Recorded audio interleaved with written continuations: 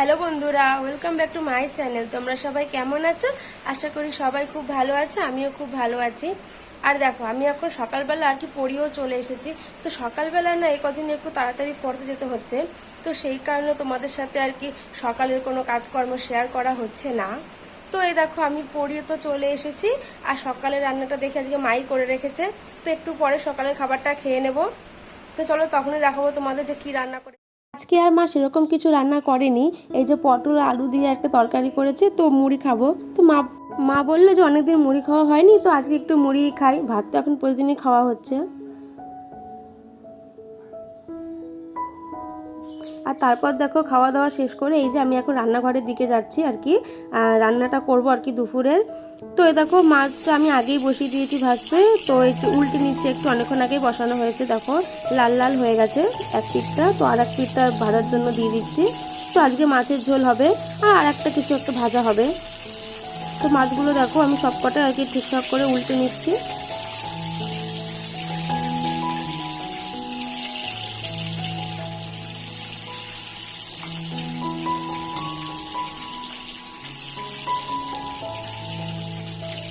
তো দেখো মাছগুলো ভেজে আমি তুলেও নিয়েছি, আর এই যে পটলগুলো মা বানিয়ে দিয়েছে। আর এই যে দেখো, এখন পটলগুলো আর কি এক এক করে দিয়ে দিলাম সব ভাজার জন্য। এই যে হলুদ দিয়ে একটু ভালো করে ভেজে নিচ্ছি আর কি পটলগুলো। পটলটা ভালো করে না ভাজলে না একটু কেমন জানি একটা গন্ধ গন্ধ লাগে, তাই না বলো? তো সেজন্যই পটলটা একটু ভালো করে আর কি ভাজতে হবে।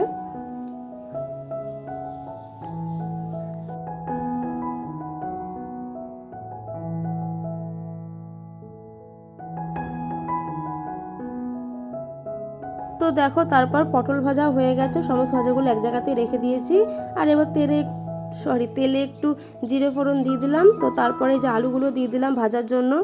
আলুগুলো একটু হালকা ভাজা ভাজা হলে তারপর যা আছে পেঁয়াজ টমেটো এগুলো দিয়ে দেবো। তো এইগুলোর সাথে একটু ভালো করে ভেজে নেবো আর কি।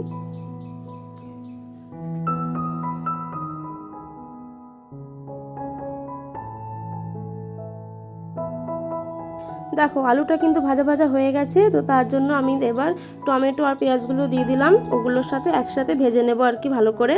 তারপর মশলাটা দিয়ে দেবো।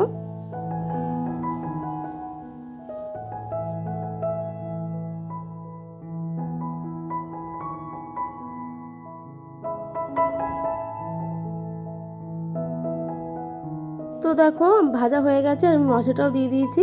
তো তারপরে একটু হলুদ গুঁড়ো জিরে গুঁড়ো এইগুলো দিয়ে ভালো করে আর কি কষিয়ে নিচ্ছি। আর ভালো করে কষালে আর কি ভালো লাগে খেতে। তো দেখো অনেকক্ষণ ধরে মশলাটা কষাচ্ছি।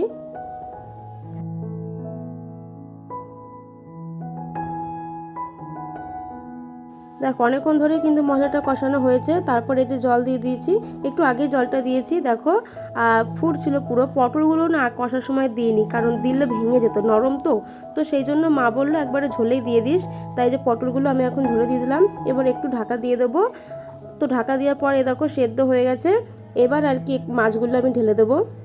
তো দেখো মাছগুলো আমি ঢেলে দিলাম। তো এবার একটু নেড়ে একটু রেখে তারপর আর কি ঝোলটা আর কি ঠিকঠাক মতো করে তো তারপর নামিয়ে নেব। দেখো ঝোলটা পুরো ঠিকঠাক আর কি যেরকম আমরা রাখবো, তো সেরকমই। তো এবার নামিয়ে নিলাম। তো দেখো কড়াই পুরো পরিষ্কার করা হয়ে গেছে, আর এই যে তেল দিয়ে দিয়েছি। এবার একটু উচ্ছে ভাজবো। তো দেখো উচ্ছেগুলো ধুয়ে ভালো করে এই যে তেলের ওপর দিয়ে দিলাম, উচ্ছেটা একটু ভেজে নেব। উচ্ছেটা এই যে আমি আর কি ভাজতে দিয়ে আমি চলে গিয়েছিলাম, তারপর আর কিছু করিনি, মাই আর কি ভেজে নামিয়ে নিয়েছে। তো দেখো বন্ধুরা, তোমাদের সামনে অনেকক্ষণ বাদেই এলাম। তো স্নান সেরে খাওয়া দাওয়াটা আজকে শেয়ার করা হয়নি। তো অনেকক্ষণই স্নান সারা হয়ে গেছে, খাওয়া তো হয়েই গেছে অনেকক্ষণই। তো তারপরে একটু ঘুমিয়েছিলাম, আর এই দেখো এখনই ঘুম থেকে উঠলাম। তো এবার একটু রেডি হবো আর কি, চুলটা একটু ঠিক করব, তারপরে পড়াতে বেরোবো। দেখো ঘুম থেকে যেহেতু উঠলাম, চুলটার যে অবস্থা আমার, তো চুলটা একটু ঠিক করে আর কি বেঁধে নিই। তো যে স্কার্ফটা নিলাম। তো আমি দেখো রেডি হয়ে গেছি, কি আবার রেডি হবো, একটু পড়াতে যাব। তো যাই হোক, রেডি হয়ে গেছি, এই যে আমি এবার আর কি পড়াতে বেরোবো। আর এ দেখো পড়িয়ে চলে এসেছি, আর সন্ধে তো হয়েই গেছে। আর এইবার সন্ধেবেলা যা করে কিছু একটা খাবো। সন্ধেবেলা কিছু না খেলে ভালো লাগে না। তো এই যে এখানে মা চা করেছে, আর এই যে লুচি তরকারি, দেখো তরকারি না ডাল, আর হচ্ছে ওটা কলার বড়া। আসলে এগুলো আমরা করিনি, একটা দিদা আজকে পুজোর তো বিপত্তারিণী পুজো, তো লুচি নাকি খেতে হয়, তো দিদা করেছিল, তো আমাকে আবার দিয়েছিল একটু, তো আমি আর মা সেটা খাচ্ছি। তো আজকে ভিডিওটা এখানে শেষ করছি, দেখা হবে পরের ব্লগে। হ্যাঁ, অবশ্যই সাবস্ক্রাইব করো।